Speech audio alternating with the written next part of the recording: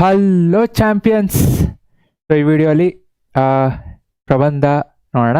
So ಪ್ರಬಂಧ ಆಗಲೇ ಗೊತ್ತಿರುತ್ತೆ ನಿಮಗೆ, ಪ್ರಬಂಧದ್ದು ಏನೇನು ಬರಿಬೇಕು, ಹೆಂಗೆ ಬರಿಬೇಕು ಅಂತ. ಬಟ್ ಒಂದು ಎಕ್ಸಾಂಪಲ್ನ ತೋರಿಸ್ತೀನಿ ಹೆಂಗಿರಬೇಕು, ಪೀಠಿಕೆ, ನಿರೂಪಣೆ ಅಥವಾ ಲೈಕ್ ಕನ್ಕ್ಲೂಷನು, ಉಪಸಂಹಾರ.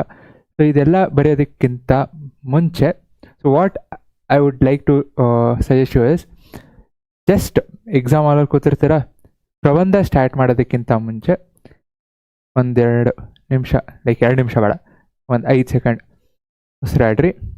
ಜಸ್ಟ್ ರಿಲ್ಯಾಕ್ಸ್ ಆ್ಯಂಡ್ ಜಸ್ಟ್ ಕಾಮಾಗಿ ಒಂದು ಏನಿದೆ ಜಸ್ಟ್ ಅಕ್ಕಪಕ್ಕ ಆಯಿತು. ಅಕ್ಕಪಕ್ಕ ಅಂದಿದ ತಕ್ಷಣ ಪಕ್ಕದ ಆನ್ಸರು ಅಥವಾ ಹಿಂದೆ ಮುಂದೆ ಅವ್ರ ಆನ್ಸರು ನೋಡ್ರಿ ಅಂತ ಹೇಳ್ತಿಲ್ಲ, ನೋಡಬಾರ್ದು. ಜಸ್ಟ್ ಆ ಕಡೆ ಈ ಕಡೆ ಜಸ್ಟ್ ತಲೆ ಅಲ್ಲಾಡಿಸ್ರಿ ಅಥವಾ ನಿಮ್ಮ ರಿಲ್ಯಾಕ್ಸ್ ಮಾಡಿಕೊಡ್ರಿ. ಯೋಚನೆ ಮಾಡಿರಿ ಏನು, ಓಕೆ ಆ ಪ್ರಬಂಧದ ಬಗ್ಗೆ ಏನು ಬರೀಬೇಕು. ಬಿಕಾಸ್ ಒಂದು ಸಲ ಪ್ರಬಂಧ ಬರೆಯೋಕ್ಕೆ ಸ್ಟಾರ್ಟ್ ಮಾಡಿದ್ರೆ ಅಂದರೆ ಓಕೆ ಇನ್ನೇನೋ ಅನಿಸುತ್ತೆ. ಸೊ ಸ್ಕ್ರ್ಯಾಚ್ ಮಾಡೋದು ಎಲ್ಲ ಬೇಡ. Just wanted to like share one funny incident ನಂದ್ರಲ್ಲಾಗಿದ್ದು. 10th, so 10th mid term exam time ನಮಗೆ ಕೇಳಿದ್ರು ಲೈಕ್ ಏನು ನಿಮ್ಮ ನೆಚ್ಚಿನ ಕವಿ.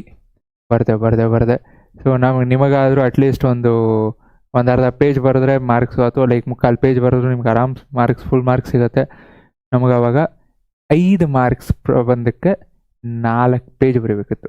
ಒಂದು ಹಿಂದೆ ಮತ್ತು ಹಿಂದೆ ಲೈಕ್ ಒಂದು ಮಿಡಲ್ ಪೇಜ್ ಏನಿದೆ, ಸೊ 4 ಶೀಟ್ ಪ್ರಬಂಧ ಬರೆದ್ರೆ 5 ಮಾರ್ಕ್ಸು ಇಲ್ಲ. ಅದರಲ್ಲಿ ಏನೋ ಗ್ರಾಮರ್ ಅದು ಇದು ಅಂತ ಮಾರ್ಕ್ಸ್ ತೆಗಿಯೋರು. ಸೊ 4 ಪೇಜು ಬರೆದೆ, ಏನೋ ನನ್ನ ನೆಚ್ಚಿನ ಕವಿ. ನಾನು ಆ್ಯಕ್ಚುಲಿ 9th ಏನೋ ವೆಕೇಷನಲ್ಲಿ ಒಬ್ರದೇ ಬುಕ್ ಓದಿದ್ದು. ಯಾರ್ದು?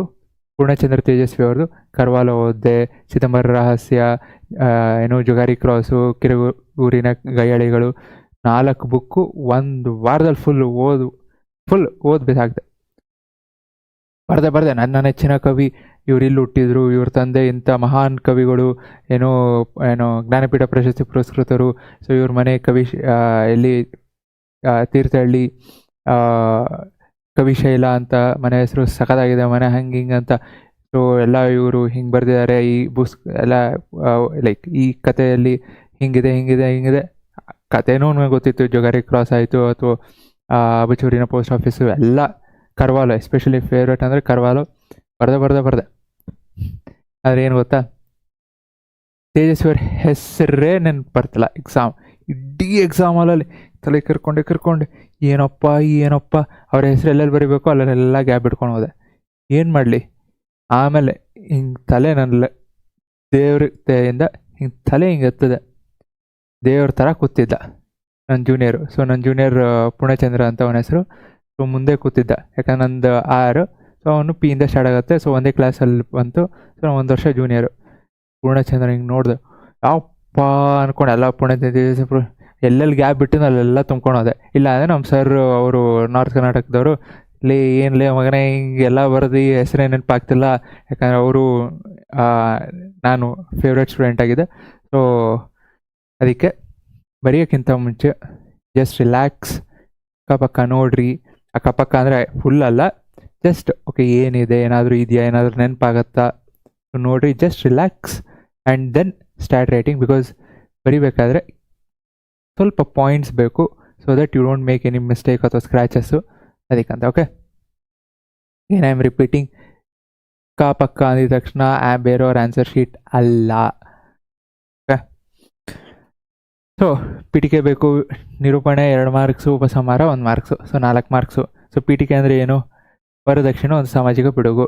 ಸೊ ವರದಕ್ಷಿಣೆ ಬಗ್ಗೆ ಬರೀಬೇಕು, ಹೆಂಗೆ ಅದೊಂದು ಪಿಡುಗು. ಜಸ್ಟ್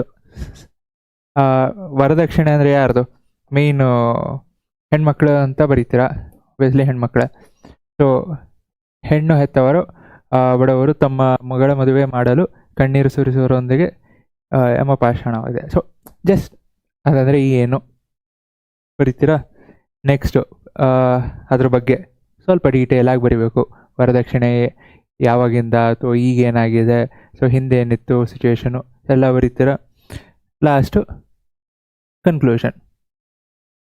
ಸೊ ಇಷ್ಟು ಬರುತ್ತೆ ಅಂದರೆ 4 ಮಾರ್ಕ್ಸು. ಓಕೆ. ಸೊ ಹೆಡ್ಡಿಂಗ್ ಹಾಕ್ರಿ ಸೊ ದಟ್ ಅವ್ರಿಗೂ ಗೊತ್ತಾಗತ್ತೆ. ಈಗ ಕ್ವಿಕ್ಕಾಗಿ ಎಕ್ಸಾಂಪಲ್ ತೋರಿಸ್ತೀನಿ, ನಿಮ್ಗೆ ಯಾವುದ್ಯಾವುದು ಗೊತ್ತಿಲ್ಲ ಅಥವಾ ನನಗೆ ಡೌಟ್ ಇದೆ ಅಂದರೆ ಅದನ್ನು ಅಷ್ಟೊಂದು ನೋಡ್ಕೊಳ್ರಿ, ಅಥವಾ ಜಸ್ಟ್ ಇಮ್ಯಾಜಿನ್ ಮಾಡ್ಕೊಳ್ರಿ ಏನು ಬರೀಬೇಕು ಇದೇನಾದರೂ ಕೇಳಿದ್ರು ಅಂದರೆ. ಯಾಕಂದರೆ ಕೆಲವೊಂದು ತೋರಿಸ್ತೀನಿ ಹಿಂದೆ ಕ್ವಶನ್ ಪೇಪರಲ್ಲಿ ನಿಮಗೆ ಆಪ್ಷನ್ ಇಲ್ಲ ಅಂದಿದ್ರೆ ಕೆಲವೊಂದು ಕಷ್ಟ ಆಗಬಹುದಿತ್ತು ಕೆಲವೊಂದು. ಸೊ ಅದಕ್ಕೆ ಜಸ್ಟ್ ಬಿ ಪ್ರಿಪೇರ್ಡ್. ನಿಮಗೆ ಗೊತ್ತಿತ್ತು ಅಂದರೆ again I am not going to say that ಕೂತು ಹೋದ್ರಿ ಅಂತ. Time is everything. ದೇಶಾಭಿಮಾನ ಮೂಡಿಸುವಲ್ಲಿ ರಾಷ್ಟ್ರ ಹಬ್ಬಗಳ ಪಾತ್ರ. ಸೊ ನನಗೇನು ಅದು ಬೇಕಾಗಿಲ್ಲ, ಯಾವ ಹಬ್ಬ ಇರಲಿ ಏನಿರಲಿ, ಮೇರಾ ಭಾರತ್ ಮಹಾನ್. ಸೊ ಅದನ್ನೇ ನಾನು ಫಾಲೋ ಮಾಡ್ತಿದ್ದು ಮುಂದಾದ್ರೂ ಅಷ್ಟೇ, ಆಲ್ವೇಸ್. ಸೊ ಯೋಗದ ಮಹತ್ವ ಹಾಗಂತ ಹಂಗೆ ಬರಿಬಾರ್ದು. ಸೊ ಅಲ್ಲೇನು ಕೇಳಿದ್ದಾರೆ ಅದ್ರ ಬಗ್ಗೆನೇ ಬರಿಬೇಕು. ಈಗ ರಾಷ್ಟ್ರೀಯ ಹಬ್ಬಗಳು ಸ್ಪೆಸಿಫಿಕ್ಕಾಗಿ ಕೇಳಿದರೆ ಎಲ್ಲ ಹಬ್ಬಗಳು ಬರೆಯೋಕ್ಕಾಗಲ್ಲ. ಸೊ ರಾಷ್ಟ್ರೀಯ ಹಬ್ಬಗಳು ಯಾವುದು ಅಂತ ಗೊತ್ತಿರಬೇಕು. ಯಾವುದು ಒಂದು ಇಂಡಿಪೆಂಡೆನ್ಸ್ ಡೇ, ಇನ್ನೊಂದು ರಿಪಬ್ಲಿಕ್ ಡೇ, ಸೊ ಗಾಂಧಿ ಜಯಂತಿನೂ to some extent. Main Independence Day, Republic Day. So ಯೋಗದ ಮಹತ್ವ, ಗುಡಿ ಕೈಗಾರಿಕೆಗಳ ಮಹತ್ವ. ಸೊ ಹಿಂಗೆ ಪರ್ಟಿಕ್ಯುಲರಾಗಿ ಕೇಳಿದ್ರು ಅಂದರೆ ಇದು ಏನು ಅಂತ ನಿಮಗೆ ಗೊತ್ತಿರಬೇಕು. ಸೊ ಇಲ್ಲ ಅಂದರೆ ನೀವು ಅದ್ರ ಬಗ್ಗೆ ಏನೂ ಬರೆಯೋದಕ್ಕಾಗಲ್ಲ. ಸೊ ಅದಕ್ಕೆ ಎಕ್ಸಾಂಪಲ್ಸ್ ತೊಗೊಂಡಿರೋದು, ನಾನು ಜಾಸ್ತಿ ಹೇಳೋಕ್ಕೆ ಹೋಗಲ್ಲ. ಆಧುನಿಕ ಶಿಕ್ಷಣ ತಂತ್ರಜ್ಞಾನದ ಸದ್ಬಳಕೆ. ಸೊ ಸದ್ಬಳಕೆ ಅಷ್ಟೇ ಕೇಳ್ತಿರೋದು ಮೇಯ್ನ್. ಸೊ ಅದು ಸದ್ಬಳಕೆ ಉಪಯೋಗನ ಬರಿಬೇಕು. ಅದು ಬಿಟ್ಟು ಹಿಂಗೆ ಏನೋ ಇದರಿಂದ ಹಿಂಗೆ ದುಷ್ಪರಿಣಾಮಗಳಿದೆ ಅದು ಇದು ಅಂತ ಎಲ್ಲೋ ಒಂದು point 2 point okay, but main ಸದ್ಬಳಕೆ, ಯೂಸ್ಫುಲ್ ಹೆಂಗೆ ಆಗ್ತಿದೆ ಅದ್ರ ಮೇಲೆ ಜಾಸ್ತಿ ಸ್ಟ್ರೆಸ್ ಮಾಡಬೇಕು. ಯುವ ಸಂಸತ್ತು ಓಕೆ, ಗ್ರಾಮೀಣ ಯುವಜನತೆಯ ಪಾತ್ರ ಫೈನ್. ಪರಿಸರ ಸಂರಕ್ಷಣೆ, ಜ್ಞಾನಾಭಿವೃದ್ಧಿಯಲ್ಲಿ ಅಗೇನ್ ವೃತ್ತಪತ್ರಿಕೆಗಳ ಪಾತ್ರ ಜ್ಞಾನಾಭಿವೃದ್ಧಿಯಲ್ಲಿ ಸ್ಪೆಸಿಫಿಕ್ಕಾಗಿ ಮೆನ್ಷನ್ ಮಾಡಿದ್ದಾರೆ. ಹೆಂಗೆ ಕೆಲವೊಂದು ಸೈನ್ಸ್ ಆ್ಯಂಡ್ ಟೆಕ್ನಾಲಜಿ ಬಗ್ಗೆ ಹೇಳ್ತಾರೆ, ಅಥವಾ ಇನ್ನೊಂದು ಯಾವುದೋ ಹೊಸದು ಏನು ಬರ್ತಿದೆ ಅದ್ರ ಬಗ್ಗೆ ಎಲ್ಲ ನಮಗೆ ಇನ್ಫಾರ್ಮೇಷನ್ ಸಿಗುತ್ತೆ. ಇದೇನಾದರೂ ಕೊಟ್ಟಿರಲ್ಲ ಅಂದರೆ ಅಗೇನ್ ಇದು ಸ್ಪೆಸಿಫಿಕ್ಕಾಗಿ ಬರಿಬೇಕಿತ್ತು. ಅದಕ್ಕೆ ಅಟ್ಲೀಸ್ಟ್ ಎಕ್ಸಾಂಪಲ್ಸ್ ಆದರೂ ನೋಡಿಕೊಡ್ರಿ, ನಿಮ್ಗೆ ಯಾವುದೋ ಒಂದು ಗೊತ್ತಾಗದೇ ಇನ್ನೊಂದಾದರೂ ಕೈ ಹಿಡಿಯತ್ತೆ. ವಾಯುಮಾಲಿನ್ಯ ಓಕೆ, ಪ್ರಯೋಜನಗಳು ಅಗೇನ್ ಹೈಲೈಟ್ ಪ್ರಯೋಜನಗಳನ್ನ ಮಾಡಬೇಕು.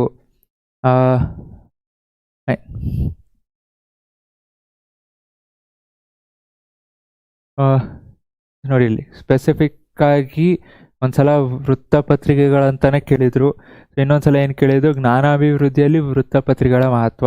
ಅದಕ್ಕೆ ನೀವು ಒಂದು ಓದಿದ್ರಿ, ಒಂದ್ರ ಬಗ್ಗೆ ಗೊತ್ತಿತ್ತು, ಅಥವಾ ಈಗ ಈ ಎಕ್ಸಾಂಪಲ್ಸಲ್ಲಿ ಇದೊಂದೇ ಅಂತಲ್ಲ, this might be helpful. Who knows, ಇದರಿಂದ ಒಂದು ಬರ್ಬೋದು ದೇವ್ರ ದಯೆಯಿಂದ. ಈ ಮ್ಯಾಥ್ಸ್ ಹೆಂಗೆ 95%ಗಿಂತ ಜಾಸ್ತಿ ಬಂದಿತ್ತು ಹಾಗೆ. So okay,